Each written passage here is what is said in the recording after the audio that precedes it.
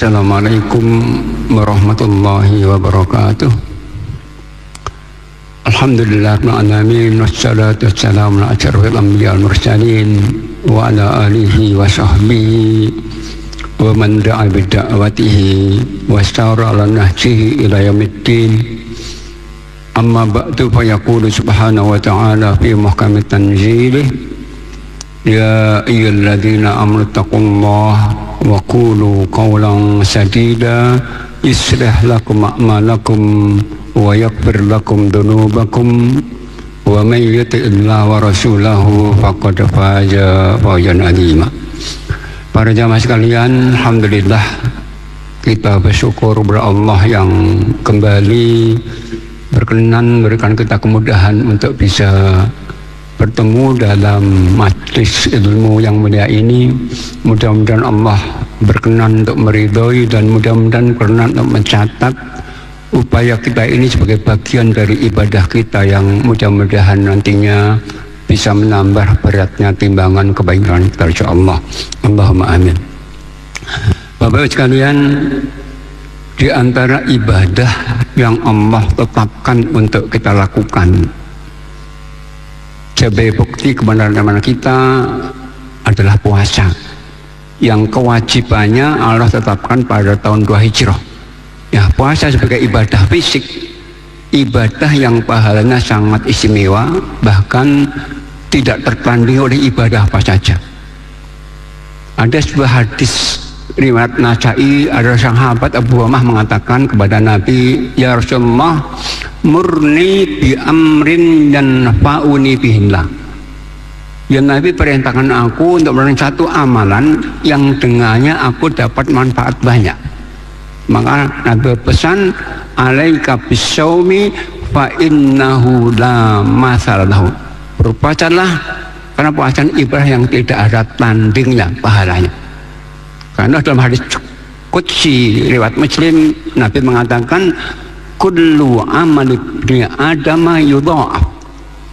Setiap amal ibadah hamba Allah dilipat gandakan pahalanya. Kullu al-asyru bi amsalihha ila sab'atin. Setiap amal ibadah dilipatkan ganda pahalanya berapa? 10, maksimal 700 kali lipat saja. Allah berfirman, illa shauma fa innahu li wa ana ajibi. Kecuali puasa saja, itu untukku dan aku yang akan beri balasan. Nah, balasnya apa? Tidak ada batasan banyaknya. Maka itu para ulama mengatakan puasa sebagai ibadah itu dimasukkan pada apa yang harus disebutkan dalam Al-Quran surat 39 ayat 10, yaitu innama yuwaffas sabiruna ajrohum bighairi hisab. Puasa itu ibadah yang disebutkan seperti orang sabar, karena puasa penting sabar, yang pahalanya tidak ada batas banyaknya, enggak terhitung banyaknya.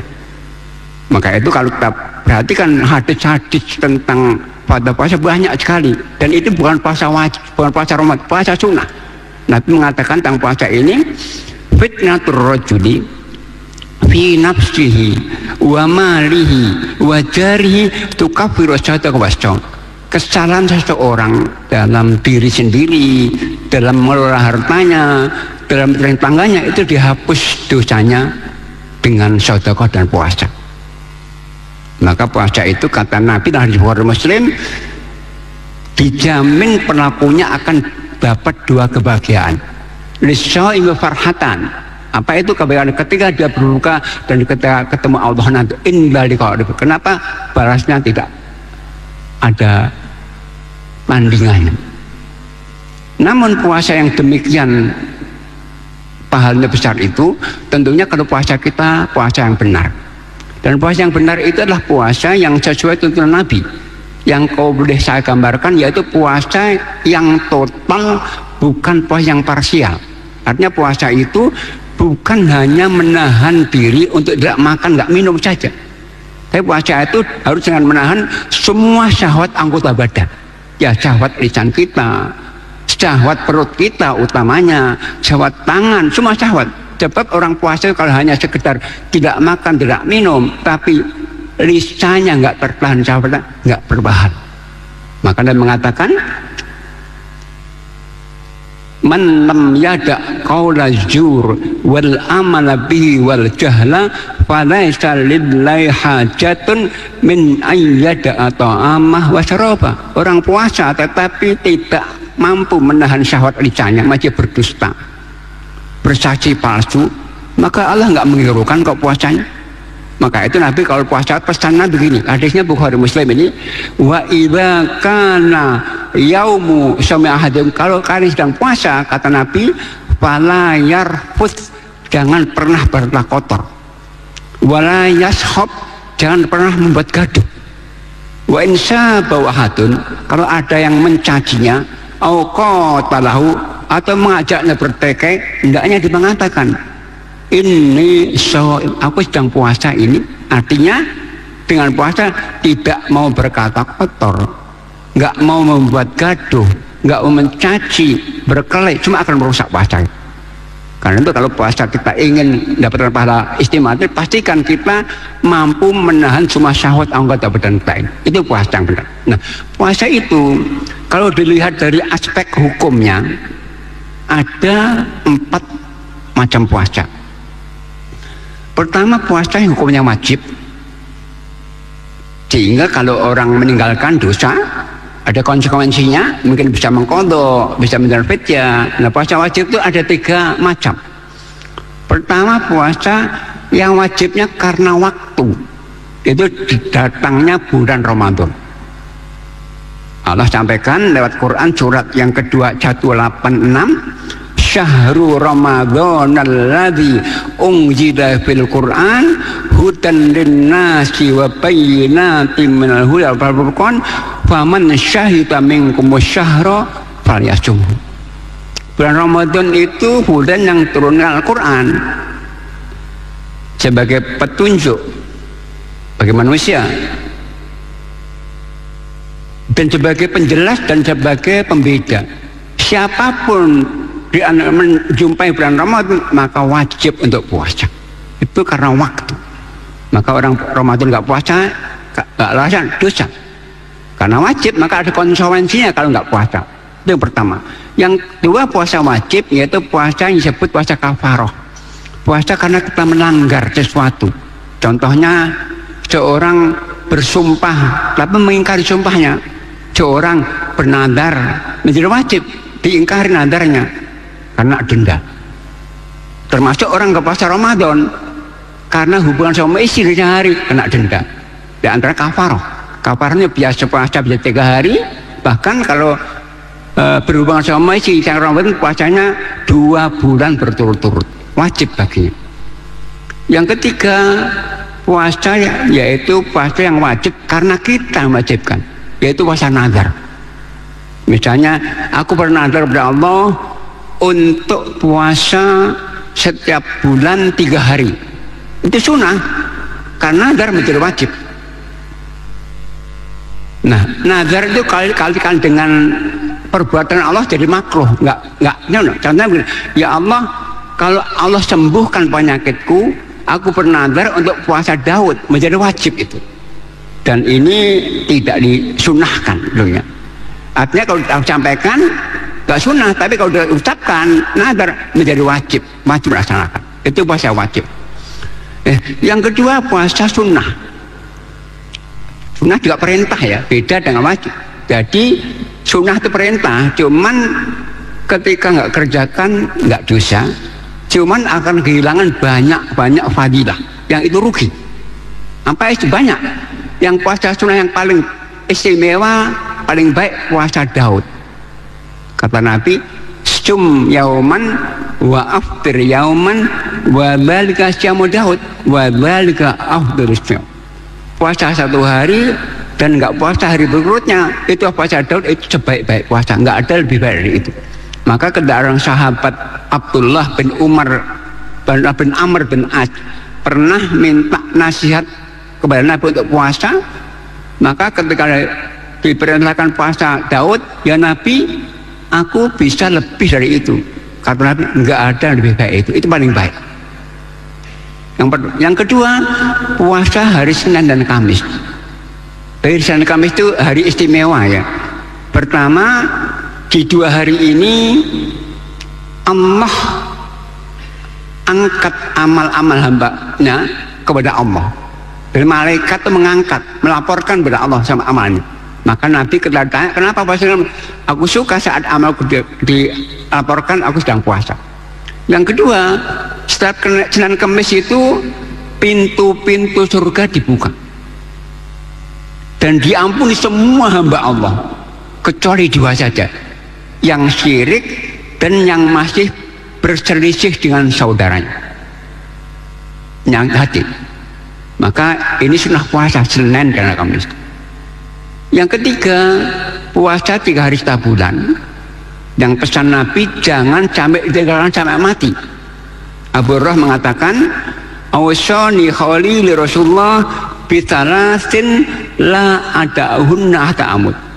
Rasulullah berpesan kepadaku akan 3 perkara agar aku tidak tinggalkan sampai mati. Di antaranya puasa 3 hari setiap bulan. Dan ini fadilahnya seperti puasa 1 tahun, yang waktunya bebas. Pilihannya di antaranya yang ayamul bid, 1 pilihan. 13, 14, 15 itu pilihan waktu saja. Tapi tidak harus itu. Karena di tahun ini ada 1 bulan kita nggak boleh puasa ayamul bid. Dzulhijjah itu 13-nya hari tasyrik, haram puasa. Maka diganti hari lain. Maka Aisyah anha, istri Nabi pernah ditanya oleh Mu'adzah, ya Aisyah, benarkah Nabi itu puasa 3 hari taburan? Benar. Kapan waktunya? Terserah beliau, kadang awal waktu bulan, kadang tengah bulan, kadang akhir bulan. Maka ini sekali lagi pilihannya bebas jauh kawan, dan tidak harus berurutan juga. Yang keempat, puasa sunnah adalah namanya puasa 6 hari bulan Syawal. Ini kelanjutan puasa Ramadan. Hadis Muslim Nabi mengatakan fadilahnya, man shoma Ramadan thumma atba'ahu sittan min Syawal kana kasaumi dahri. Orang puasa Ramadan kok dilanjutkan dengan puasa 6 hari di bulan Syawal, maka pahalanya seperti puasa 1 tahun. Dan ini sama, caranya tidak harus berurutan. Yang penting, bahkan bagi mereka yang mungkin masih punya qadha Ramadan, yang banyak mungkin khawatir kalau mengodok di bulan Syawal akan hilang momentumnya, boleh puasa Syawal dulu, qadhanya nanti. Aisyah pernah mengqadha Syawal. Artinya yang wajib itu tidak harus dilakukan kalau masih ada waktunya. Karena untuk qadha Ramadan itu kata Allah apa? Faman kana minkum maridun aw fa'iddatun min ayyamin ukhra. Menggantinya di hari lain sampai Sa'banan. Maka puasa Syawal didahulukan bagi yang mereka punya qadha Ramadan. Yang berikutnya adalah puasa yang juga sunnah, puasa hari Arafah. Nah, puasa ini istilahnya bukan puasa Arafah, tapi puasa hari Arafah. Hadis Muslim begini, saumu yaumi arafata yukaffiru sanataini qablaha wa ba'da. Puasa hari Arafah itu menghapus 2 tahun dosa, 1 tahun sebelumnya dan 1 tahun setelahnya. Bedanya apa dengan puasa Arafah? Bedanya kalau puasa Arafah kaitannya dengan tempat wukuf Arafah, tapi ini puasa hari kaitan dengan waktu. Jika puasa ini tidak harus sama dengan orang wukuf di Arafah. Kenapa? Diriwayatkan puasa ini telah dilakukan oleh para sahabat dengan namanya puasa hari Arafah sejak tahun 2 Hijrah. Sementara haji itu baru diwajibkan tahun 8 Hijrah.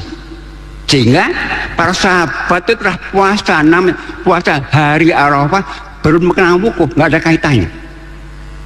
Yang ketiga sebabnya, penetapan awal bulan itu ukurannya adalah bulan hilal, terbitnya dari barat. Maka bisa jadi Beda-beda antara negara.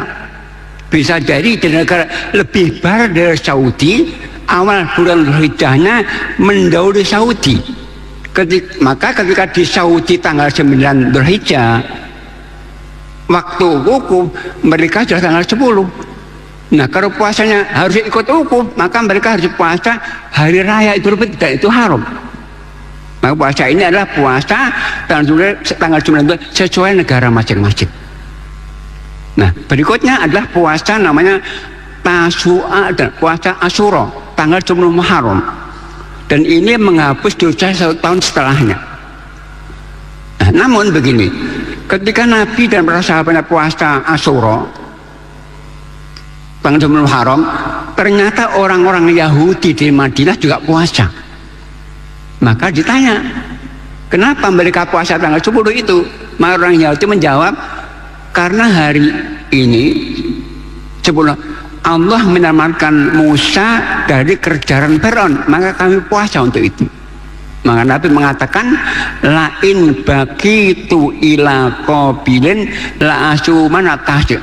Kalau umurku panjang sampai tahun depan, aku akan juga puasa tanggal 9-nya. Dia Muharram itu puasanya bisa 1 hari tanggal 10 atau 2 hari 9 dan 10. Sunahnya 2 hari. Tapi 1 hari pun bolehkan, dan kalau 1 hari tanggal 10 Muharram. Nah, puasa sunnah berikutnya yaitu puasa bulan Sya'ban, bulan depan. Nah, Sya'ban itu bulan di mana Nabi paling banyak puasa sunnahnya, paling banyak. Bahkan pernah 1 bulan penuh disambungkan dengan Ramadan. Hadisnya Aisyah radhiyallahu anha. Di antara sebabnya apa? Di antara sebabnya para ulama mengatakan hikmahnya untuk persiapan Ramadan agar Ramadan tidak berat lagi. Untuk Rajab tidak ada puasa khususnya. Jadi semua hadis-hadis yang menjelaskan tentang puasa khusus Rajab, hadisnya semuanya lemah.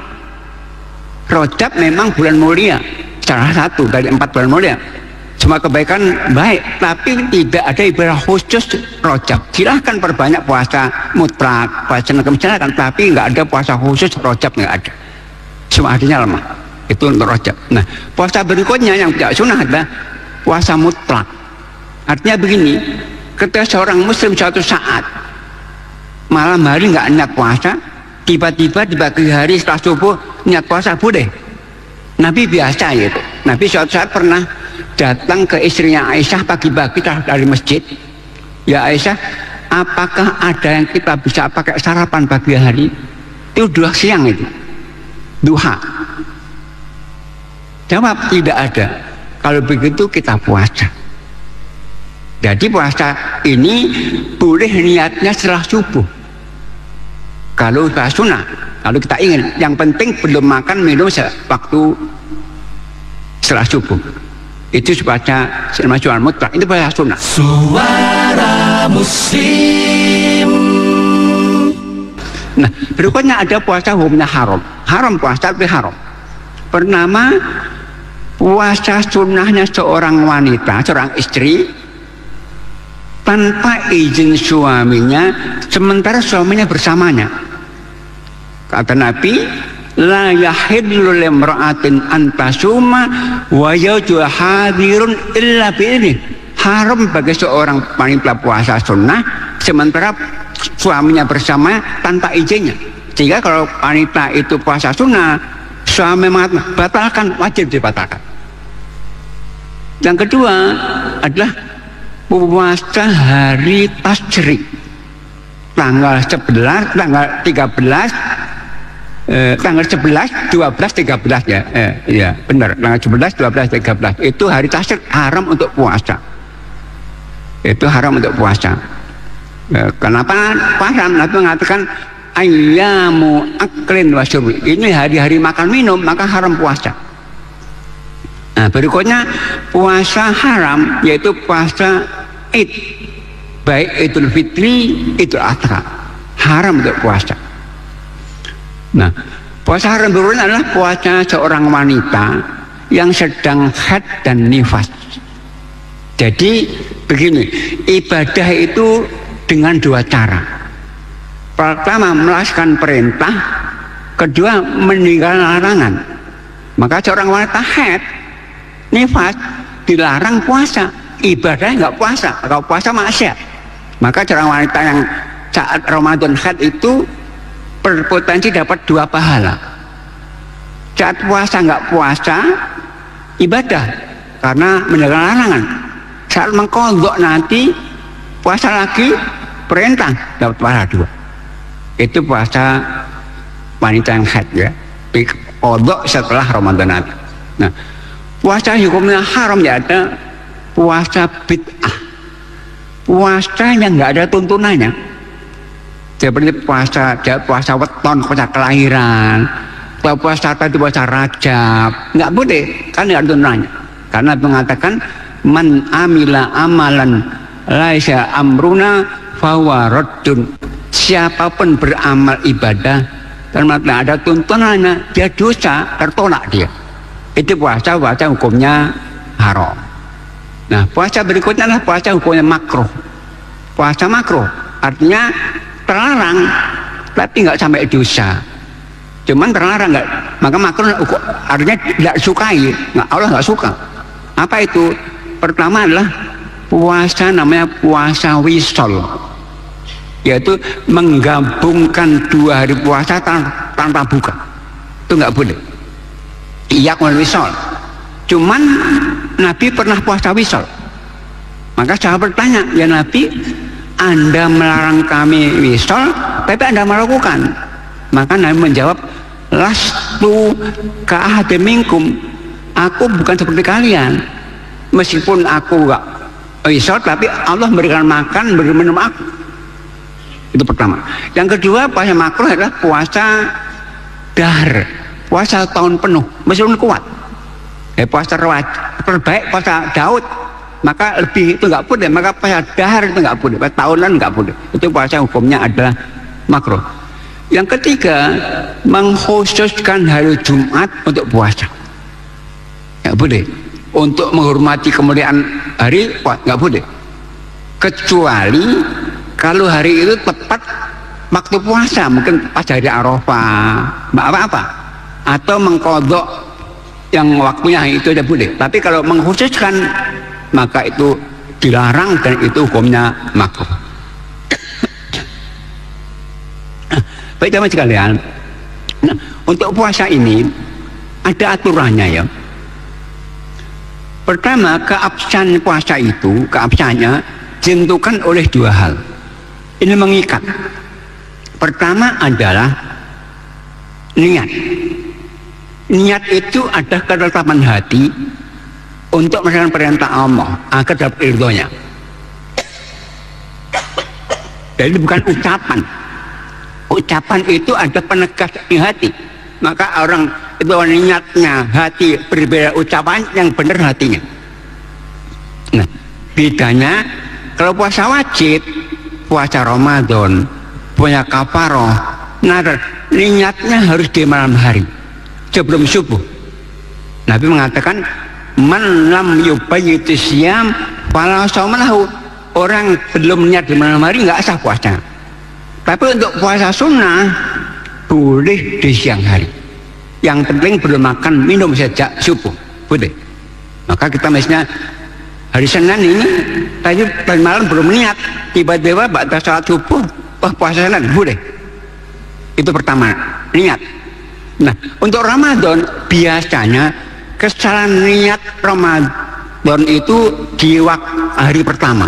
Jadi begini, ketika di akhir Sya'ban belum ada ketentuan untuk Ramadan, artinya belum ada pengumuman besok Ramadan, akhir Sya'ban, tanggal 28, 29 Sya'ban. Nah, kita tidur, sementara belum ada informasi besok Ramadan. Nah, tiba-tiba kita bangunnya subuh. Setelah subuh bangun dikasih tahu, tadi malam diumumkan hari Ramadan. Nah, karena tahunya subuh, nggak sah. Kenapa? Tahunya belum niat. Sementara tidak boleh jaga-jaga. hari yang diragukan puasa itu haram. Nabi mengatakan begini, man soma al yaumal ladzi syukka fihi faqad asa abal qasim. Orang yang puasa di hari yang diragukan apakah besok Ramadan itu haram, maka nggak boleh jaga. Maka kalau orang baru tahu Ramadan setelah subuh, maka harus mengkodok nanti Ramadan puasanya itu untuk puasa Ramadan. Nah berikutnya syarat yang kedua, puasa itu terikat dengan waktu ya. Waktunya kapan? Waktunya mulai datangnya fajar sodik subuh hingga terbenam matahari. Sehingga orang itu misalnya seorang wanita misalnya kok keluar darah haid 1 menit sebelum maghrib batal, karena benar waktunya mulai subuh sampai maghrib. Nah ini tentang puasa. Nah ini sekali lagi batas awalnya subuh. Nabi itu punya 2 muadzin ya. Pertama Bilal bin Rabah, kedua Abdullah bin Ummi Maktum. Nabi mengatakan, idza sami'tum Bilalan yu'adzinu fakulu washrabu hatta yu'adzina Ibnu Maktum. Kalau kalian mendengar Bilal azan, makan sahur kalian. Bilal itu azannya sebelum subuh. Sampai kalian mendengar Abdullah azan, karena Abdullah azannya setelah subuh. Itu 2 hal yang mengikat agar puasa sah.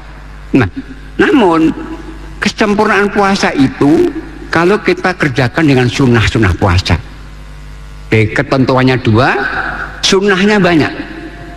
Dengan sunnah ini kita akan menyempurnakan pahala puasa. Apa itu? Pertama, makan sahur.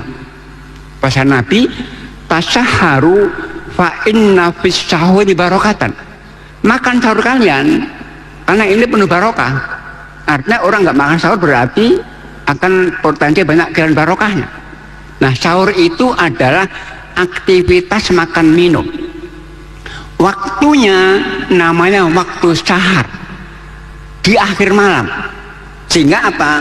Seorang itu misalnya kok ba'da isya besok mau puasa ini puasa wajib, seperti males bangun malam, sahur sekarang nggak sahur, makan malam.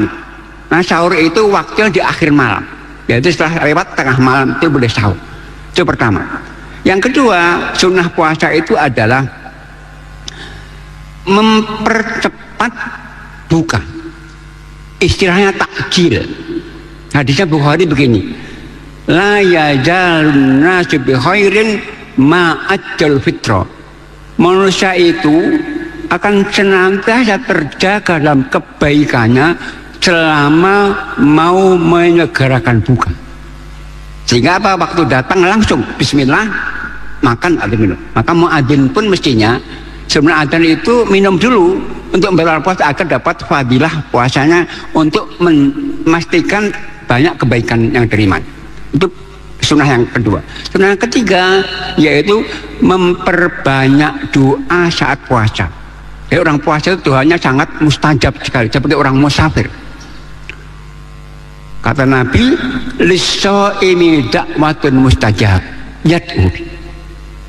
Bagi setiap yang puasa ada doa yang mustajab saat dia puasa itu, khususnya saat dia berbuka. Ada riwayat begini, lis-shaimi da'watun la turaddu inda fitri. Bagi yang berpuasa itu ada masa doa yang enggak ditolak saat berbuka.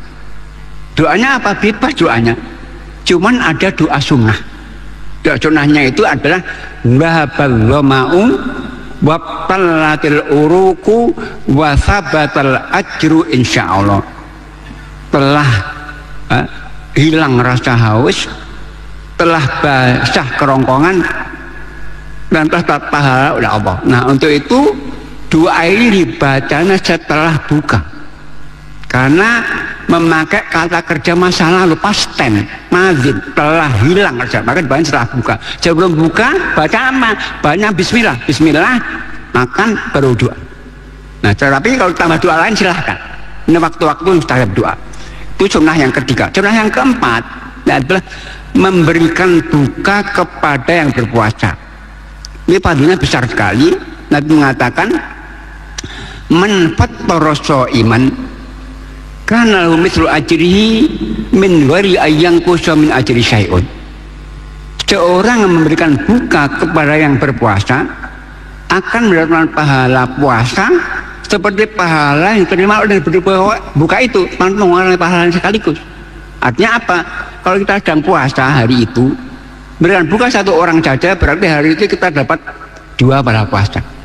Jadi kalau Ramadan itu waktu 29 hari, 30 hari itu waktu yang kita bisa melipat gandakan pahala puasa kita dengan berbuka. Misalnya begini, kita setiap hari misalnya Ramadan itu menyisihkan uang 20.000 saja.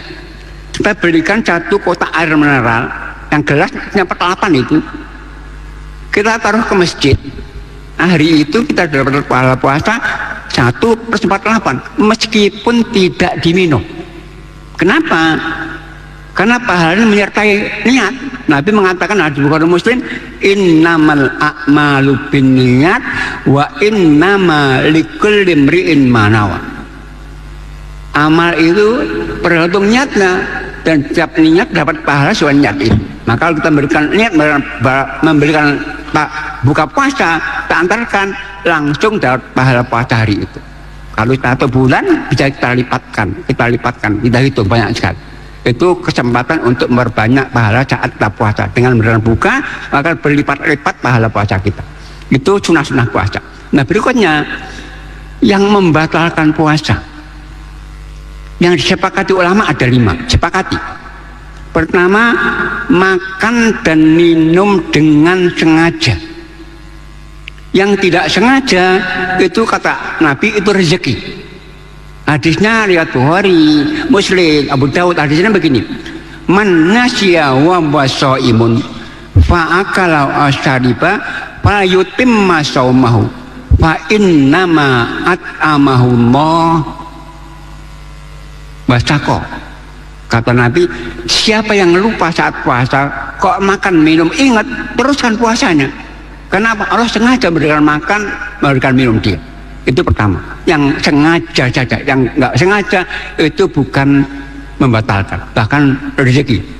Yang kedua, yang sengaja muntah. Nabi mengatakan hadisnya begini, man istaqa amdan falyakdi wa man lara alqa'u falyakdi. Yang muntah sengaja wajib mengqadha, berarti batal.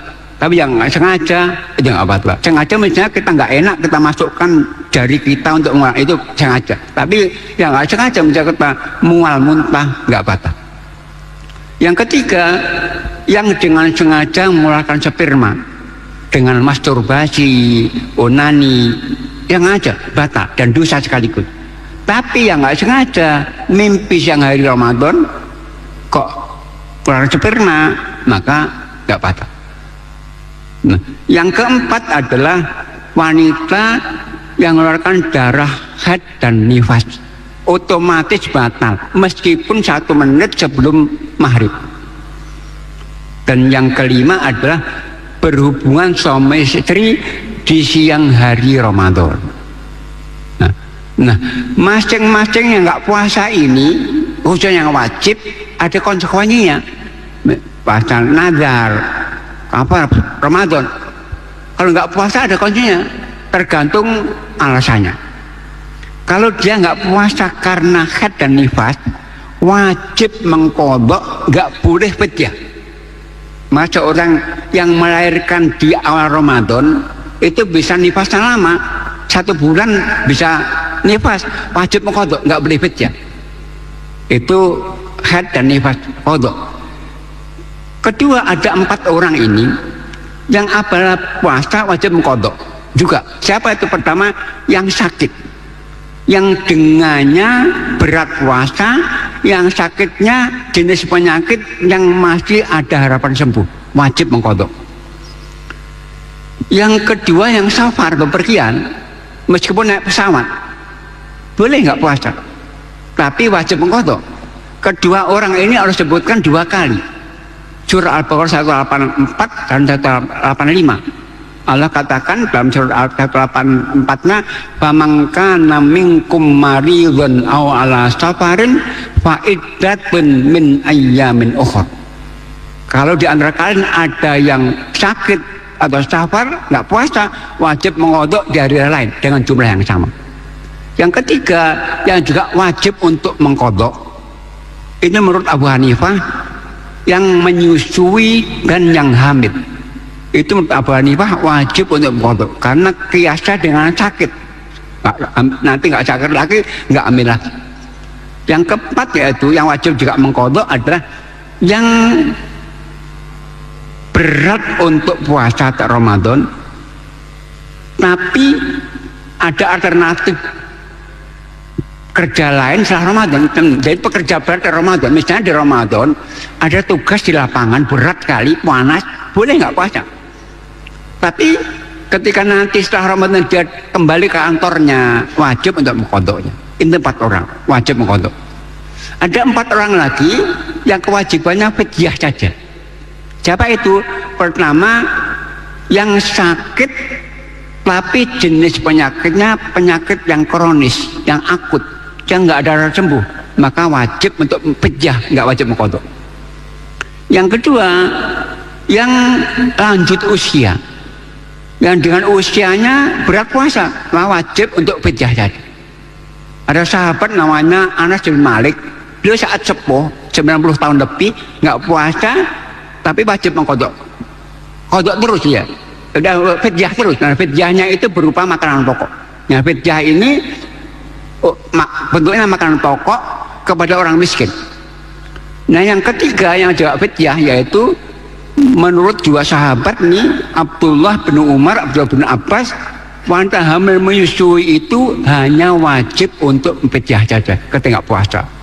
Karena firman Allah surat yang kedua ayat 184, wa 'alal ladzina yutiqunahu fidyatun tamis, yang berat puasa itu juga nggak puasa boleh fidyah saja bayar.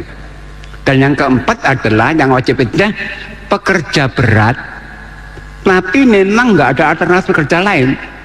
Misalnya saudara kita tukang beca, kuli batu, itu kalau selamanya jadi itu ya boleh selamanya fidyah saja. Nah, ada yang wajib kafaroh. Kafaroh itu denda. Itu yang berhubungan suami istri di siang Ramadan. Itu kafaroh. Nah, kafarohnya itu yaitu berpuasa 2 bulan berturut-turut.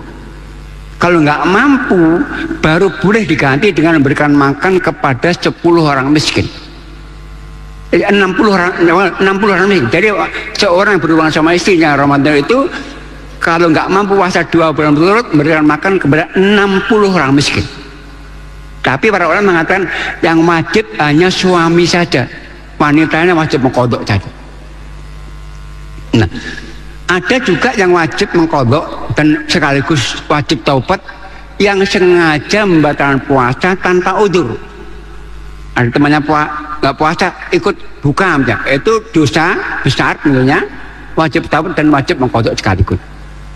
Nah, ada pendapat yang lain ya kaitan wanita hamil menyusui, itu menurut mayoritas Imam Syafi'i, Imam Malik, Ahmad, wanita yang hamil menyusui kalau nggak puasanya karena hamil menyusui dan karena takut dirinya dan anaknya, wajibnya qadha dan fidyah sekaligus. Jadi wanita hamil menyusui ini menurut Imam Syafi'i, Imam Ahmad, Malik, kalau tidak puas karena 2 sebab, takut dirinya atau janinya, bayinya, maka wajib qadha dan fidyah saja. Itu kurang lebih tentang puasa ya, mudah-mudahan bermanfaatnya. Kalau ada yang ingin menambahkan, mungkin ada yang bertanya. Cukup. Baik, itu yang bisa sampaikan. Tentunya ada khilaf, mohon maaf. Assalamualaikum warahmatullahi wabarakatuh.